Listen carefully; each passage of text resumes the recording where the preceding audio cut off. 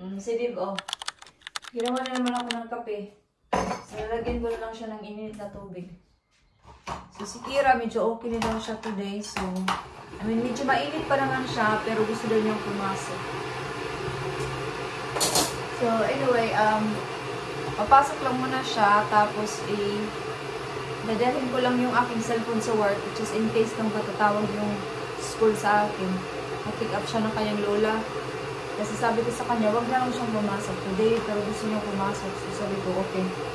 Feeling niya, pag feeling niya mamaya, hindi siya okay. Uwi naman yan. So, iusin natin yung baon ni Kira sa school.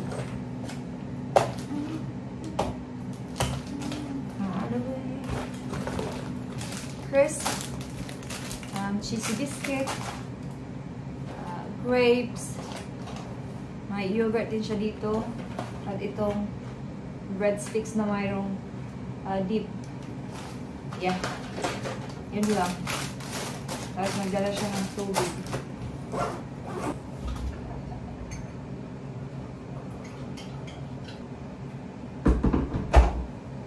Magkape muna ako tapos mag-watch na. Kasi mag-6:30 na din. Nakakain na si Kira. Tapos na siya. So, ayusin ko muna itong bed. Tapos mag-wash na din ako soon. Kasi diba 9:30 yung aking dentist appointment. Si Kira, ihatid siya ng kanyang lola or lolo niya.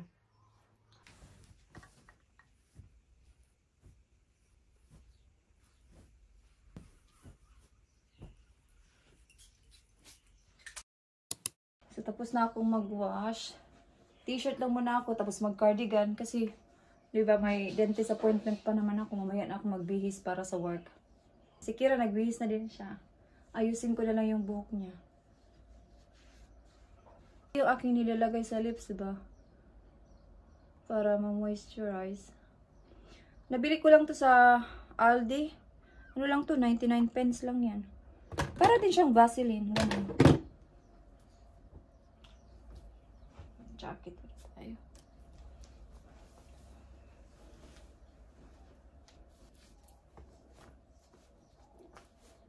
Okay.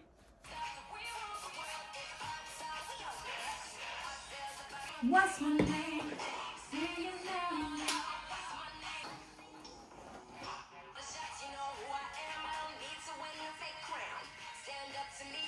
By the way, ito yung ginagamit kong pangkulot kay Kira. Nabili to ni Dave sa Amazon.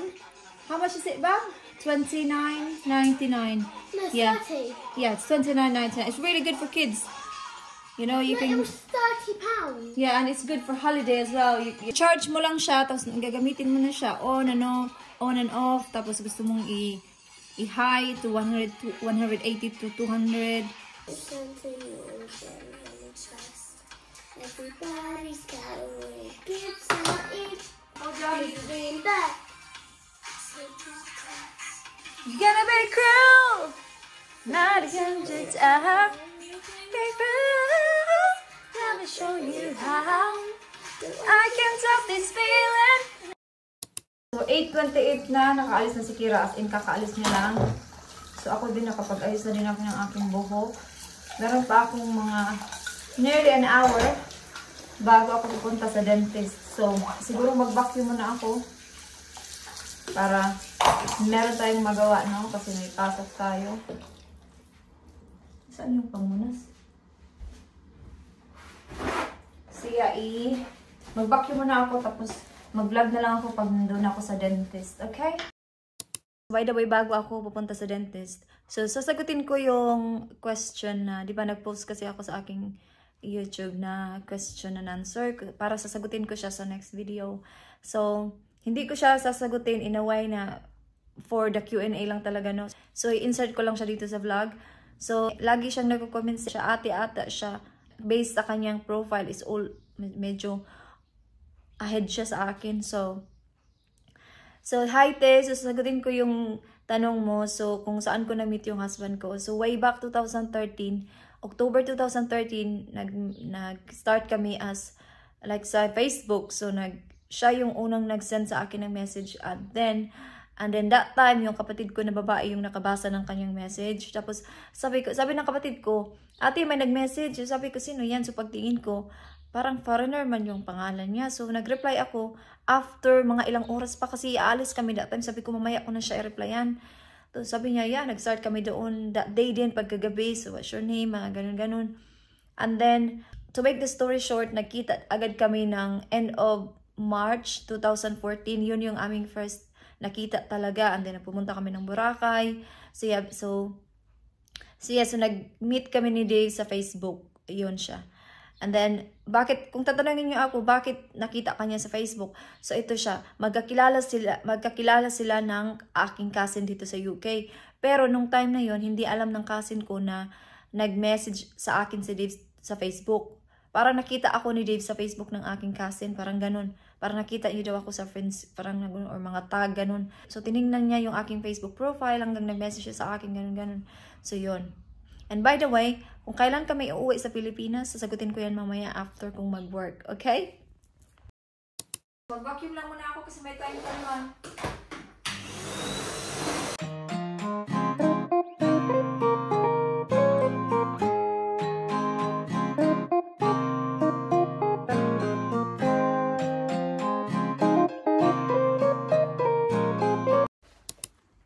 Alam nyo ba? Baka sabihin nyo, paano niya nagagawa yung mga gawaing bahay tapos papasok pa siya sa work? Actually, hindi ko rin alam. Siguro pag na-routine mo na talaga yung lahat-lahat, hindi na siya mahirap. Yung mahirap, hindi mo na yun makontrol kasi nasanay ka na. Kaya ganun yung ginagawa ko. Pag papasok ako sa work, naglilinis talaga ako, nagba-vacuum. Tapos na din ako nagpunas-punas, wala nang hugasan, ganun. Kasi nasanay na ako na ganun yung routine ko. So, hindi na siya mahirap. Tara, punta na tayo sa dentist talaga kasi malate na ako. Dito yung dentist ko.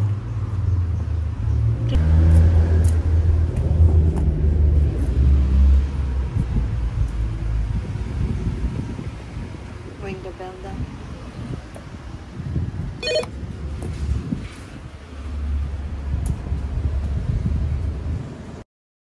So, tapos na guys. So, yung binayaran ko is 52 pounds. So, makukuha ko naman yun sa work ni Dave. Kasi meron naman kaming yearly, parang yearly insurance para sa ganyan. So, yeah, kaya every time na pumupunta ako doon, nanghihingi ako ng resibo. So, pupunta muna ako ngayon sa Morrison kasi tingin ako ng pwede kong i-lunch sa work. So, magti-10 pa lang, 11 pa naman yung pasok ko. Punta muna tayo dyan. Yeah. Saglit lang naman. Ayaw ko talaga yung feeling na naglilinis ba sa ngipin pero you know, it's good for us na mag-visit talaga sa dentist ba. Kasi baka may mga kailangan nagbunutin, mga ganun ba. Yung binayad ko kanina is makiklaim ko yun sa work ni Dave. So, nabayad ako ng 52 pounds pero ibabalik din yun sa work. So yeah, mag-ready na ako guys. I will see you na lang mamaya pag nasa work na. Maaga pa naman pero I will see you na lang mamaya pag nasa work na. Sabi ko sa work na ako magbablog. Pero may time pa ako eh. So, mag-vlog ulit ako. Tapos na akong kumain. Hugasan ko lang ito. Para mamaya pag uwi ko wala nang hugasan. So, i-continue natin yung tanong niya no na ilagay ko dito yung tanong niya. So, ilang years na daw ako dito sa UK. Parang maganda. Kasi ilagay ko dito. And kailan daw kami uuwi sa Pilipinas. So, dumating ako dito sa UK, December 11, 2015. Okay? Tapos, noong May 24, ngayong year na to, nag-citizenship na ako. So, I am a citizen now dito sa UK. So, I've been living here sa UK now 9 years na this year. Magna 9 years sa December this year. So, medyo matagal-tagal na din. And then, kakatanggap ko lang ng aking British passport, di ba? Pag nakita niyo yung vlog na to, nag-up na rin yung binuksan ko yung aking passport. So yeah, I am a citizen now. Nakatira ako sa UK ng almost 9 years this year. And sa second na tanong mo kung kailan kami uuwi sa Pilipinas. This is very exciting no, nasagutin ko. So, di ba umuwi ako sa Pilipinas? Last week of March, di ba, this year. Nakauwi ako dito sa England, second week of April, kasi 2 weeks lang ako doon nung umuwi ako, di ba? After 2 weeks, nag-book na kami ng flight to Philippines. Yes, uuwi kami next year. Nakabook na yung aming flight. Diba? Exciting? So, hindi ko lang siya sinasabi sa vlog kasi ayokong sabihin sa inyo ng early. Ayoko din ma-excited ang sarili ko. Kasi nga, di ba? Malayo pa naman. Pero yeah, nag-book na kami ng flight for next year. And hindi ko lang sasabihin sa iyo kung kailan. Basta nakabook na siya after 2 weeks na pagbabalik ko dito sa UK. Nung umuwi ako. And kaming tatlo yung uuwi this time. Kasi ayoko nang umuwi na ako lang. Maybe in the future, but na after I went. Kasi ayoko guys. Next time na lang ulit. Pag siguro malaki na talaga si Kira. And yeah. So yeah, sagot ko na, di ba? So next year kami uuwi. So yeah, so I am excited. Pero hindi ko muna siya iniisip ngayon. Kasi medyo malayo pa naman. So mag-work muna tayo no. So salamat sa inyong dalawa. Sa nag-leave ng comments. And maybe in the future gagawa na naman tayo ng another Q&A. Pag marami na tayo no. Kasi sa ngayon, kunti pa lang naman tayo. But I am happy to answer yung mga questions. As long as I can answer it and it's not too much. So yeah. Binabad ko lang muna to sa bleach, yung sink ba. Binababad ko kasi talaga to. Like sa gabi din binababad ko to bago ako matulog. Para ma-disinfect na. Okay, tapos na talaga. Okay. All good. Okay. And talagang pupunta na tayo sa work. Magkikita na lang tayo sa work. Okay? Nandito na naman tayo. Bumili ako ng tubig. Ay. Parang nainitan ako.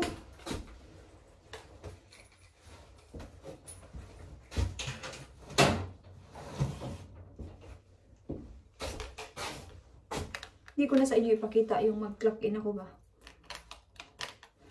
Magkikita na lang tayo mamaya pag break time ko na ng mga 2. Okay, I will see you later guys. So lunch break na. Kain na tayo ng lunch. Crisp. Tapos tubig. Yun lang yung aking lunch. Mas maliwanag dito.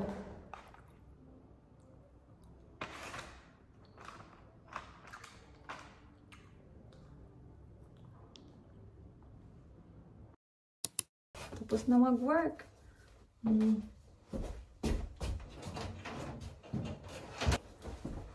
Dalhin ko yung aking uniform na naiwan ko dyan para ma-washing ko bukas.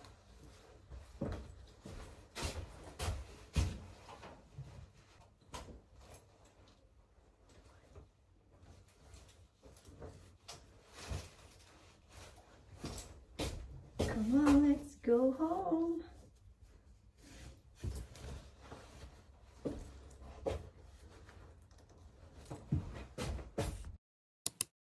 Pumunta ako sa Morrison, hindi na ako nag-vlog doon kasi nagmamadali na din ako.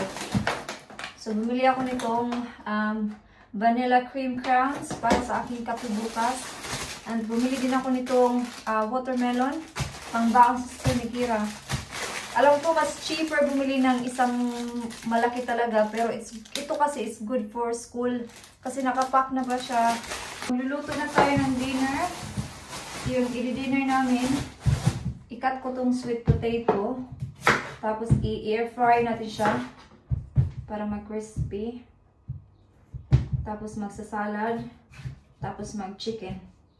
Yun yung ating dinner. Hiwan ko kay Kira. Hindi man yan kumakain ng salad. Okay. Tigas. Ganito. So, nakat ko na siya. Hugasan ko lang. Tapos i-air fry natin.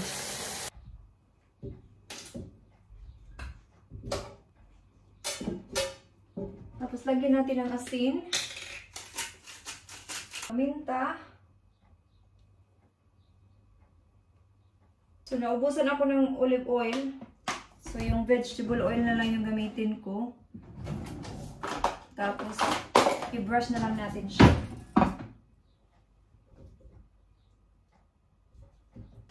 Lutuin natin siya ng mga 20 minutes.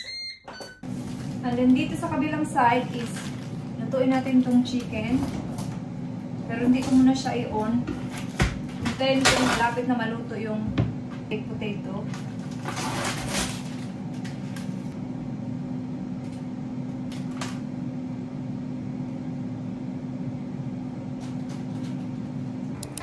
Nakagawa na din ako ng salad.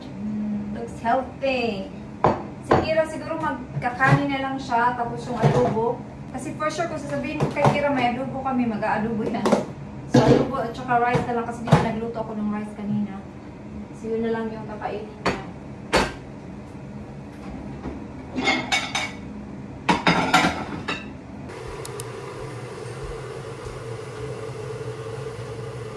Looks yummy, Dave. Yeah, we can share this chicken. Thank you. Looks yum.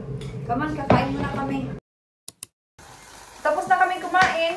Nakapaghugas na din ako, hindi ko na pinakita sa inyo. Tapos, nag-on na rin yung aking washing machine kasi naglaba ako ng mga puti. Tapos, isunod ko din yung mga decolor. Tapos, in a minute, Bob, let me do this one, okay? And, magbawas na din ako after. Tanggalin ko pa yung aking makeup. Tapos, mag-relax na. So, I think i-end ko na dito yung vlog kasi wala na akong gagawin. Tapos na. So, thank you so much guys for watching this vlog. And I hope to see you guys on my next one. Bye-bye!